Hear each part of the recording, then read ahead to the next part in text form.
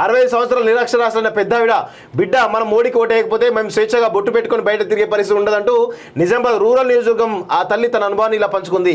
ఏ నియోజకవర్గం వారిని అడిగినా బాగుంది గెలుస్తామని అంటున్నారు. 9 నుంచి 12 సీట్లు ఖచ్చితంగా గెలిచే అవకాశం ఉంది. గ్రామీణ స్థాయిలో మొదటి నుండి పార్టీ పటిష్టంగా ఉంటే 15 స్థానాల్లో గెలిచే వారమే అని చెప్తా ఉన్నారు.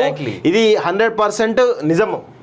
యా ఇప్పుడే ఒక పెద్ద ఆయన అడిగిన ఓటు ఎవరికి వేసినావు బాపు అంటే అద్దంకి కానీ తిట్టుకుంటూ పోయాడు. నాకు అర్థం కాలేదు.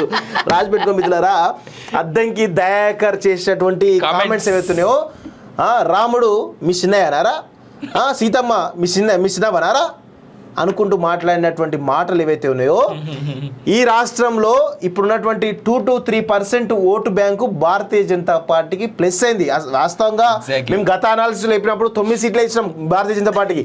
కానీ అద్దంకి దయాకర్ వ్యాఖ్యల ఇంపాక్ట్ 2 to 3% పెరిగింది భారతీయ జనతా. సో అందుకే 12 సీట్లకు పైగా ఈరోజు పెరిగే అవకాశం కనబడుతుంది. ఎందుకంటే నాగర్ కర్నూల్లో, మహబూబ్ నగర్లో, మెదక్లో టఫ్ ఉండాలి వాస్తవంగా.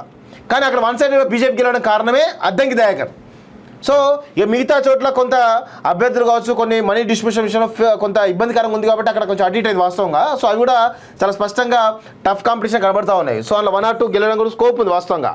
సో అందుకే మేము చెప్తాను అద్దంకి దయాకర్ ఇంపాక్ట్.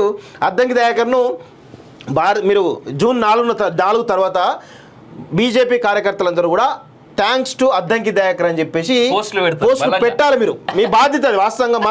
మనకు మేలు చేసేందుకు మనం థ్యాంక్స్ చెప్పాలి కదా. సో భారతీయ జనతా పార్టీ కార్యకర్తలు అద్దంకి దయాకర్కు కృతజ్ఞతలు చెప్పండి. జూన్ 4 తర్వాత, ఇప్పుడు వద్దులే 4 తర్వాత పెట్టుకోండి. బీజేపీకి 400 సీట్లు వస్తే చైనా పాకిస్తాన్ ప్రేమికులను అర్బన్ నక్సలైట్లను దేశం నుంచి తరివేస్తారనే భయం పట్టుకుందట.